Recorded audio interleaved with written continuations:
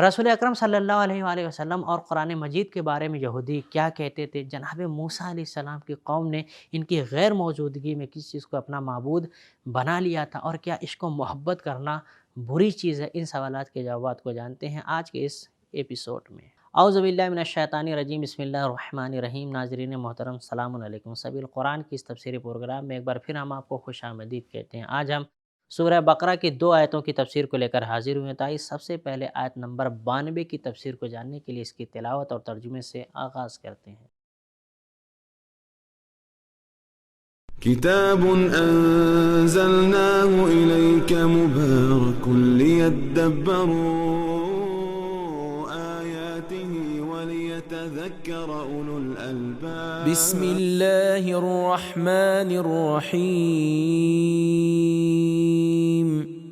وَلَقَدْ جَاءَكُم مُوسَى بِالْبَيِّنَاتِ ثُمَّ اتَّخَذْتُمُ الْعِجْلَ مِن بَعْدِهِ وَأَنْتُمْ ظَالِمُونَ۔ اور بے شک موسیٰ تمہارے پاس کئی معجزات لے کر آئے، پس ان کے چلے جانے کے بعد تم نے بچھڑے کو معبود بنا لیا اور اس عمل میں تم ستمگر تھے۔ ناظرین، مفسر کے مطابق اس آیہ مبارکہ میں صرف ایک نقطہ پایا جاتا ہے۔ آئیے اس ایک نقطے کو جانتے ہیں۔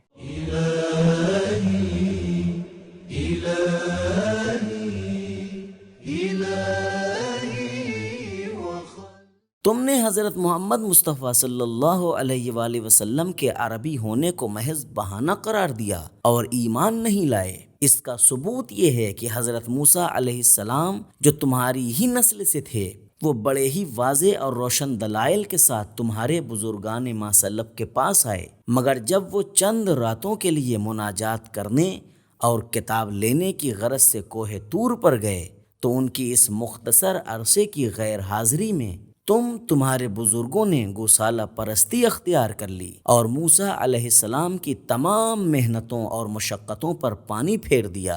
اس طرح تم لوگوں نے اپنے اوپر ظلم کیا۔ یہ تھا اس آیہ مبارکہ کا بہترین نقطہ۔ اب اس آیہ مبارکہ کے بہترین پیغامات کو بھی جان لیتے ہیں۔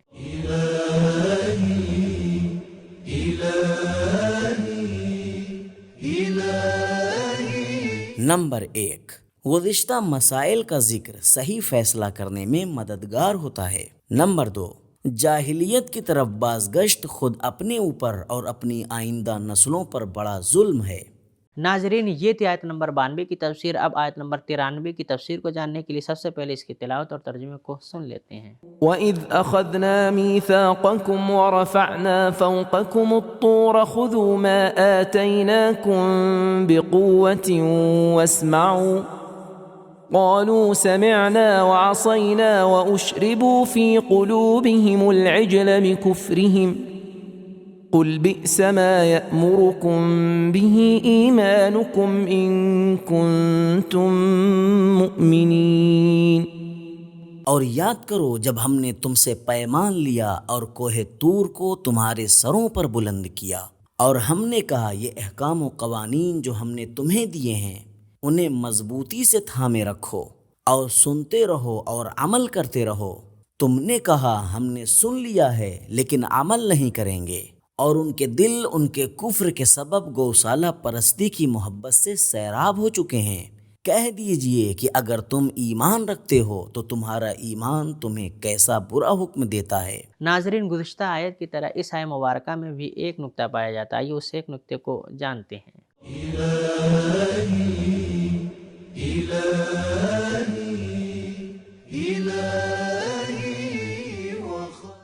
یہودیوں کی آخری بات یہ تھی کہ اگر کوئی پیغمبر بنی اسرائیل سے نہیں ہوگا تو ہم اس پر ایمان نہیں لائیں گے، اور ہم تو صرف اس کتاب پر ایمان لائیں گے جو خود ہم پر نازل ہوئی ہے۔ قرآن مجید ان کے جھوٹ کے چند نمونے بیان کرتا ہے۔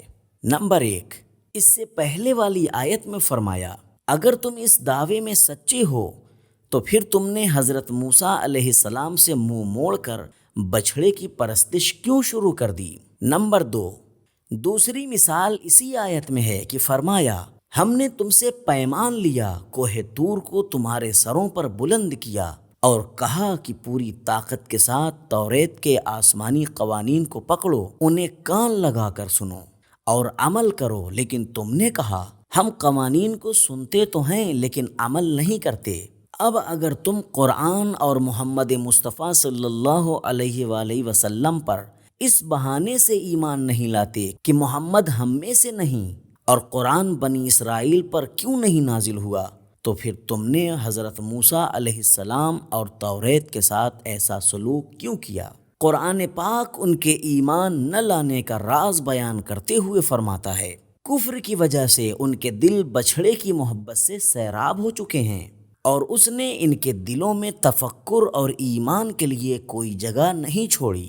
اگر بنی اسرائیل اپنے اس دعوے میں سچے ہیں کہ جو کچھ ہم پر نازل ہوگا ہم اس پر ایمان لائیں گے، تو پھر وہ اپنے اس گناہ کی کیوں کر توجیح کریں گے جو ان کی تاریخ میں ثبت ہے؟ کیا گوسالہ پرستی، پیغمبروں کا قتل اور پیمان شکنی ان کے ایمان کا جز ہے؟ اگر ایسا ہے تو پھر تمہارا ایمان تمہیں بہت برا حکم دیتا ہے۔ ناظرین، اب چلتے ہیں اس آیہ مبارکہ کے خوبصورت پیغام کو بھی جان لیتے ہیں۔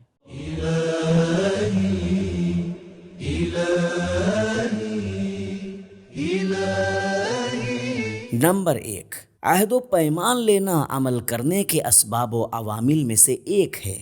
نمبر 2، انقلاب الہی کے نتائج کی حفاظت ہر قیمت پر کی جانی چاہیے، خواہ ڈرانے دھمکانے کی ضرورت پیش آئے تو اس پر بھی عمل کرنا چاہیے۔ نمبر 3، خداوند عالم کے احکام و فرامین کو انجام دینے کے لیے قدرت، لگن، عشق اور عزم مصمم کی ضرورت ہے۔ مذاق کی عادت، ظاہری رکھ رکھاؤ اور شک وغیرہ اس کام کے لیے مناسب نہیں ہیں، کیونکہ دینداری کمزوری، لاپرواہی اور ساز باز سے لگاؤ نہیں رکھتی۔ نمبر 4، کسی بھی چیز کے ساتھ حد سے زیادہ عشق و محبت خطرناک ہے۔ اگر انسان کا دل کسی چیز کی محبت سے لبریز ہو جائے تو وہ حقائق کو ماننے کے لیے تیار نہیں ہوتا، جیسا کہ مشہور مثل ہے، یعنی کسی چیز کی محبت انسان کو اندھا اور بہرا کر دیتی ہے، یعنی انسان اس کے عیبوں کو دیکھنے یا سننے کا روادار نہیں ہوتا۔ نمبر 5، انسان کی چال ڈھال اس کے عقائد اور افکار کو بیان کرتی ہے۔ تو ناظرین، آج کے ایپیسوڈ میں ہم نے جانا کہ جناب موسیٰ علیہ السلام کچھ راتوں کے لیے اللہ کے پاس مناجات کرنے گئے تو ان کی قوم بچھڑے کو اپنا معبود بنا لیا اور اس کی پوجا کرنے لگے تھے، اور کسی چیز سے حد سے زیادہ محبت کرنا ایک خطرناک چیز ہے، اور اگر کوئی انسان کسی چیز سے حد سے زیادہ محبت کرنے لگتا ہے تو وہ حقیقتوں کا انکار کرنے لگتا ہے۔ یہ تھا ہمارا آج کا ایپیسوڈ، ملتے ہیں اگلے ایپیسوڈ میں، تب تک کے لیے شکریہ، خدا حافظ۔ سبیل قرآن، قرآنی سماج کی پہچان۔